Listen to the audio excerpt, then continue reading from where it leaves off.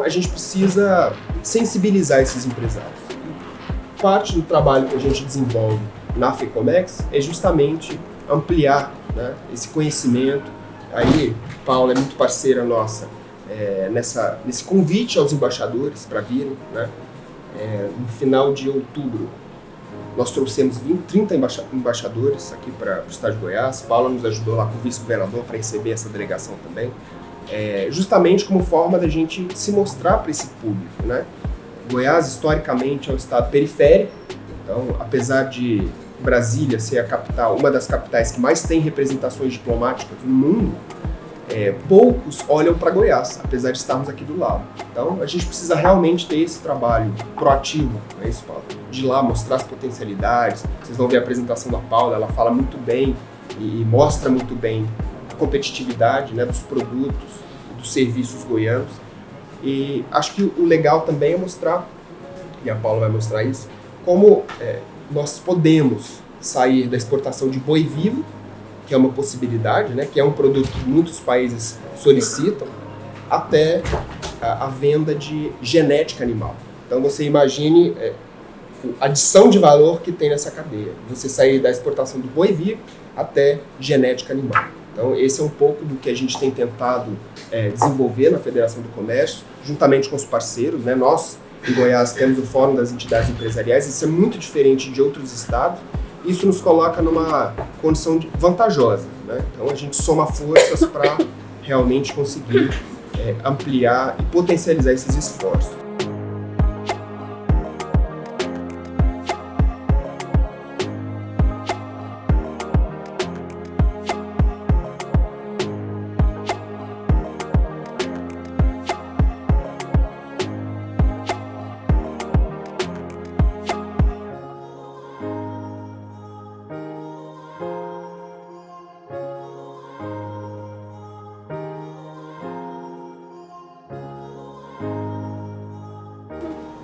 Nós somos o quarto maior produtor de grãos do país. Já fomos o segundo, já fomos o terceiro, éramos o terceiro maior produtor de grão do país. Porém, devido à estiagem do ano passado, teve um impacto muito negativo na nossa produção de grãos e nós caímos, tanto na nossa produtividade, quanto também no ranking nacional, e somos o quarto maior produtor de grãos. Produzimos nessa safra 2023-2024 30 milhões de toneladas de grão, e isso representa 10,2% da produção nacional do país, e nós produzimos isso em 7,2 milhões de hectares, isso somente de grão. Isso é algo que o governo está buscando trazer, investimentos para essa pastagem degradada. Próximo. Aqui é o nosso ranking nacional de produção. Somos o número 1 em sorgo, girassol, tomate industrial. 80% do tomate industrial que vai pelo Brasil afora aí, vem do nosso estado. Então a gente abastece aí os ketchups do país. Somos o terceiro maior produtor de milho e o quarto maior produtor de soja, sendo a soja a nossa principal commodity que exportamos. Próximo. Aqui que eu falo de rebanho, o agronegócio brasileiro ele se consolidou como o mais sustentável do mundo, segundo uma pesquisa recente da McKinsey. E vale ressaltar que o estado de Goiás a gente tem o terceiro maior rebanho de bovinos do país, sexto em aves, oitavo em suínos. Próximo. Mas quando eu considero os abates, nós somos segundo em abate de bovinos, e o Brasil ele é o maior exportador de proteína vermelha do mundo. Então o estado de Goiás ele agrega muito nessa questão para o Brasil ser o maior exportador, porque nós somos segundo em abate de bovinos, quinto de frango, oitavo de carne suína. Próximo. E aqui eu gosto muito desse slide, porque aqui mostra toda a potência do agronegócio, como ela é o fator principal da nossa economia no estado de Goiás. Quando eu considero tudo que nós exportamos, quase 90% de tudo que o estado produz vem do agronegócio. Sendo que o principal, soja, depois carne, milho, complexo sucroalcooleiro e outros produtos de origem animal. E é algo que o estado está trabalhando bastante em cima disso. Porque eu não quero exportar meu grão de soja, eu quero exportar meu óleo de soja, minha farinha de soja. Então, nós estamos trabalhando em atrair empresas para cá, atrair indústrias para cá, para que a gente, em vez de exportar os nossos grãos, eles montam a sua indústria aqui, faz a sua farinha de soja aqui, exporta a farinha de soja. Isso, a gente quer agregar valor aqui. Então é algo que o governo está trabalhando bastante. Próximo, por favor. E aqui, então, o primeiro ano que eu trabalho no governo foi em 2023. Na secretaria não tem um departamento de relações internacionais, mas o primeiro passo, eu acho, que para quem quer trabalhar com atração de investimentos é mostrar para os porta-vozes daqueles países que estão aqui sobre o nosso estado, mostrar como nós produzimos de forma sustentável e mostrar todo o nosso potencial. E quando eu falo, eu não me preocupo com a União Europeia, porque quando eu considero tudo que eu exporto para lá, minha soja, 5% da minha soja vai para a União Europeia, isso é 4 bilhões de dólares, 4 bilhões de reais. Minha carne bovina, 1% vai para a União Europeia. Agora, quando eu olho para a China, mais de 60% de tudo que eu produzo vai para lá.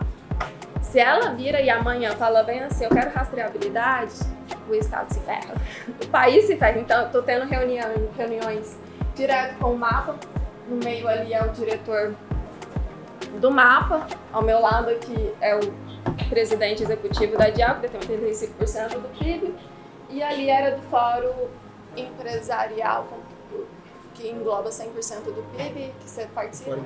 É o Fórum Empresarial, que tá ali, que tem todas as federações lá envolvidas, a DIAL também está lá, e lá é o presidente, que é o Arthur. Então, o Estado está correndo atrás para que, quando a China vira e decida exigir a rastreabilidade, o Estado já esteja pronto para isso. Então, estamos tendo reuniões com o MAPA, com o Itamaraty. O governo federal está vindo com um sistema do qual não vai ter a rastreabilidade de brinco do animal, mas vai ter um tipo de rastreabilidade do qual a União Europeia deu ok, e a China também, mas o sistema não está pronto. Mas estamos correndo atrás aí. Próximo. E a outra questão que eu falei, do Estado está muito focado no escoamento dos nossos produtos, dos nossos grãos. Então, o vice-governador ele foi no Porto do Açu. Porto do Açu ele é um porto privado que fica no norte do Rio de Janeiro. É aquele porto do Eike Batista, que não é mais do Eike Batista, é esse porto. E ele é um porto que é muito estratégico para o estado de Goiás ter parceria. Então, nosso vice-governador visitou lá primeiramente, depois o presidente do porto veio para cá, teve reunião com o nosso governador, e depois, como eu faço a atração de investimento, eu fui lá para conhecer esse porto. O que está acontecendo nesse momento? O estado ele não está competitivo na questão de logística, porque a gente tem lá o Porto Seco, Rio Verde, que faz vagão, você tem Anápolis, que faz contêiner.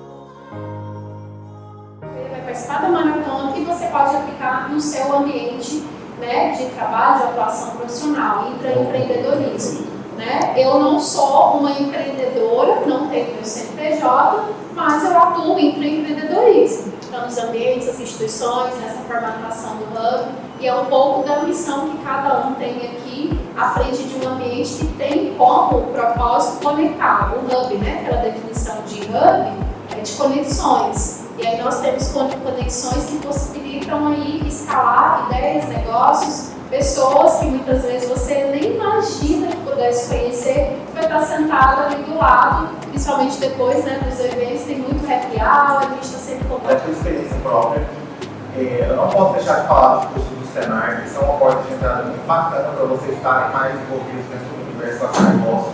Eu considero os cursos aqui da FACE cursos muito versáteis.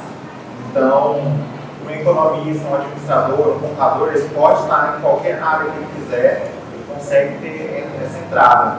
Então o agronegócio ele é uma possibilidade. A gente está em Goiás, tem um agronegócio que é muito forte.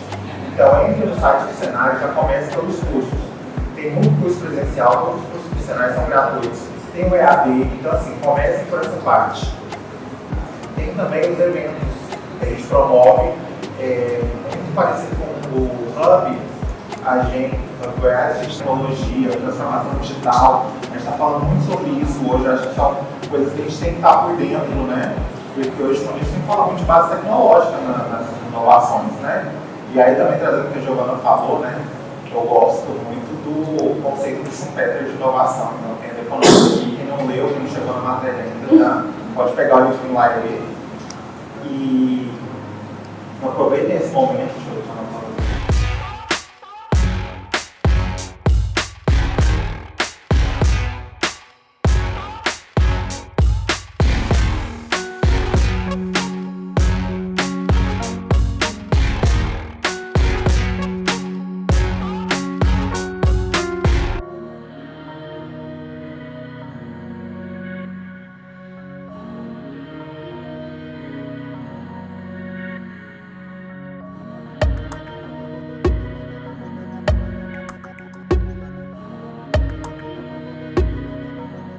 Dentro dessas visões, né, que é o Larry Keeley, que é o 10 tipos de inovação.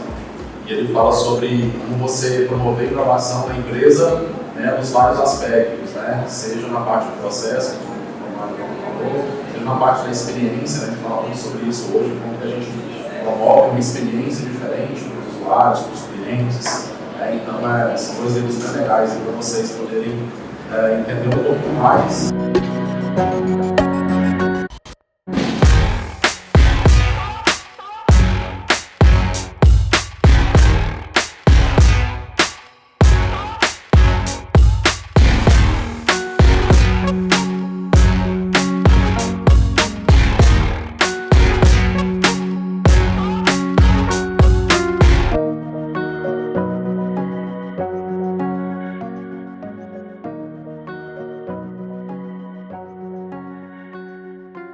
Vocês foram para o trabalho naquele dia, sei lá, planejando o que tinha que fazer, tinha que voltar para casa, né, tinha uns estudos para fazer, tinha que voltar para a faculdade depois, mas lá no meio do trabalho você se lembrou por algum motivo. É o pai que não voltou para casa, é o filho que não voltou para a mãe, né? É a esposa que ficou sem às vezes, o provedor da família.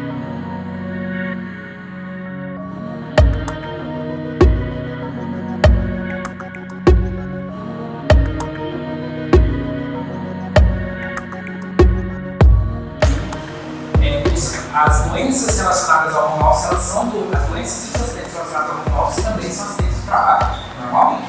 O que dificulta é como você vai conseguir caracterizar.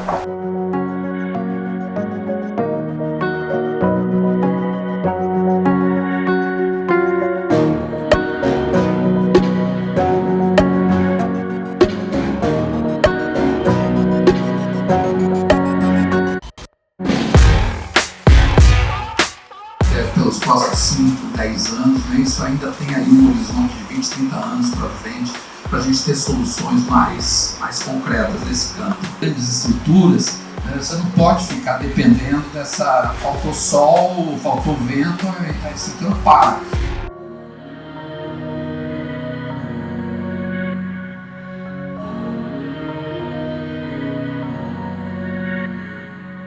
Essas frentes de trabalho têm atividades em específicos, né, que vão sendo desenvolvidas ao longo do projeto, e à medida que a gente precisa fazer, a gente vai integrando as frentes.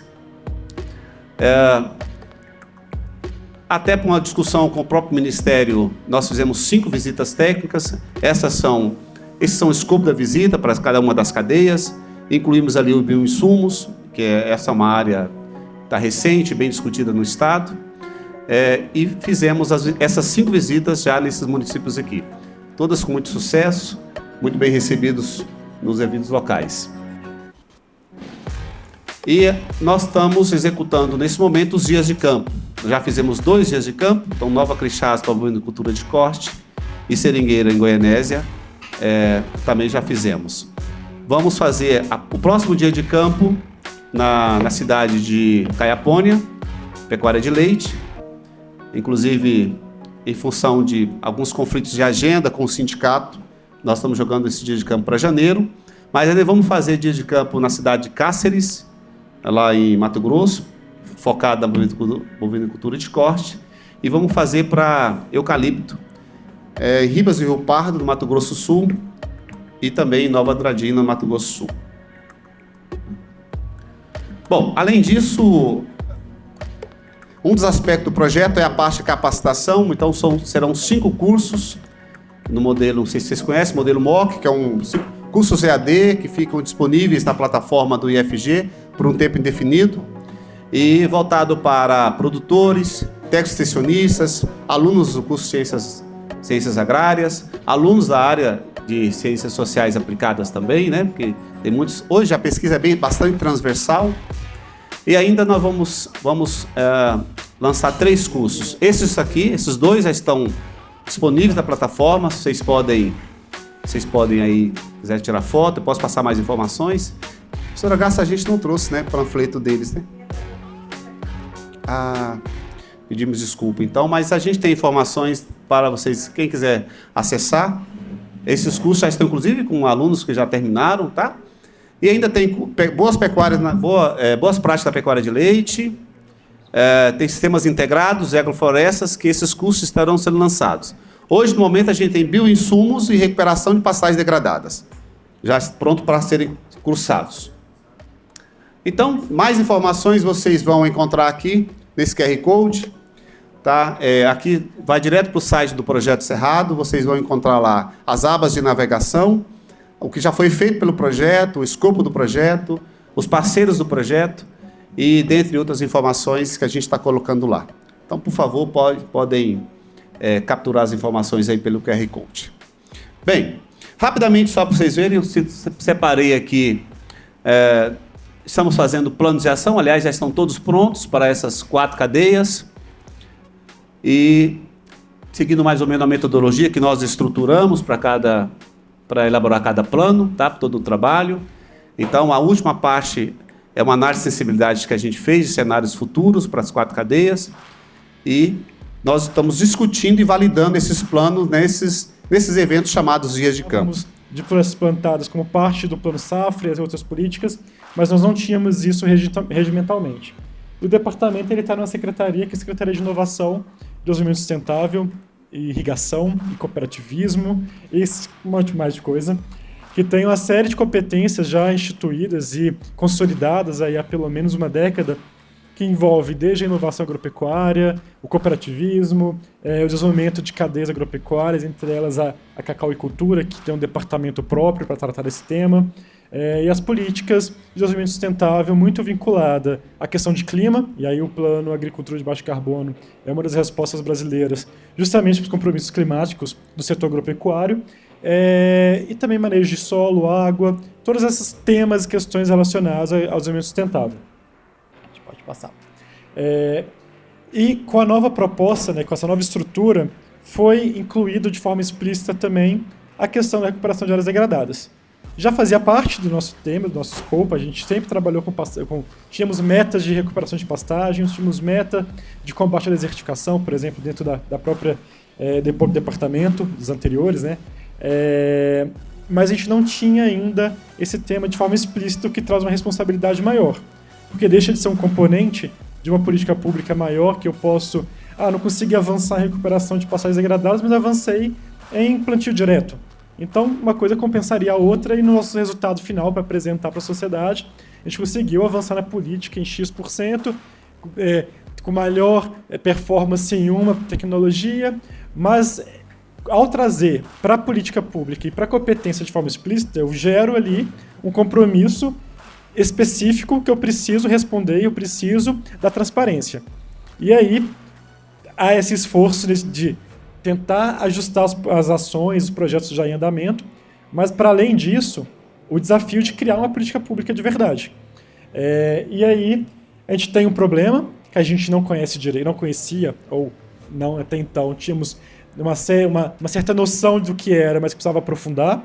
Nós temos um problema que é econômico, que é social e que é ambiental, e a gente tem a necessidade de trazer investimento, captar recurso e alinhar todas as políticas do Ministério para garantir que essa política tenha continuidade. E aí, utilizando toda a expertise que o Ministério já tinha, tanto na formulação de políticas públicas, mas de trabalhar esse tema em específico, né, um comitê gestor e quais seriam as expectativas de resultado, né, os 40 milhões de hectares de pastagens degradadas a serem recuperados, que no início era um chute. Ninguém sabia de onde tinha surgido esse número. Alguma discussão no gabinete do ministro devem ter falado sobre isso e colocaram no decreto. Quando nós ouvimos o decreto, a gente assustou. Como assim 40 milhões? De onde surgiu? Qual que é a base científica para isso? Então, no início foi um chute, mas que a gente, sem precisar... Passamos a ter uma meta. Onde tem 40 milhões de hectares? Só em Goiás tem 10 milhões, então já facilitou um pouquinho. Goiás está na nossa meta. Mas é justamente tentar trazer ali os embasamentos e as questões adicionais para que esse decreto ele saia do papel, que ele chegue no campo, que ele chegue no território e tenha resultado. E aí, nesses primeiros mapeamentos, os primeiros dados que nós tínhamos, aí a UFG ela é fundamental nesse processo, porque aqui nós temos o laboratório LAPIG, né, que é o laboratório que faz todo o acompanhamento e faz o monitoramento das pastagens degradadas no Brasil, que é referência nacional. Então, todos os dados, todas as modelagens, todas as instituições vêm beber aqui na fonte do UFG para poder ter essas informações, esses dados, mas a interpretação ela não está aberta. Então, nós tínhamos ali em torno de 160 milhões de hectares de pastagens no Brasil, das quais 107 milhões eram consideradas pastagens de baixo e médio vigor, dos quais a gente não sabia onde estava, não sabia o que era propriedade rural, o que estava em área de indígena, áreas de reserva, área de conservação e assim por diante. Então a gente precisou fazer todo esse trabalho para entender melhor esses dados, entender o que a gente tem de verdade de áreas de pastagens degradadas dentro de propriedades rurais, que é o escopo do Ministério da Agricultura, para que a gente consiga quantificar o nosso esforço. E desses 107 milhões de pastagens de baixo e médio vigor, a gente entendeu, nesses levantamentos, nós chegamos ao valor de quase 90 milhões, 89,7 milhões de hectares de pastagens. Tem isso ali? Não tem. Mas é isso mesmo. Se não for, depois eu falo que estava certo o número ali, ninguém vai lembrar qual o número que eu falei. Que era, de fato, o quantitativo dentro de propriedades ou estabelecimentos agropecuários com registro no CAR.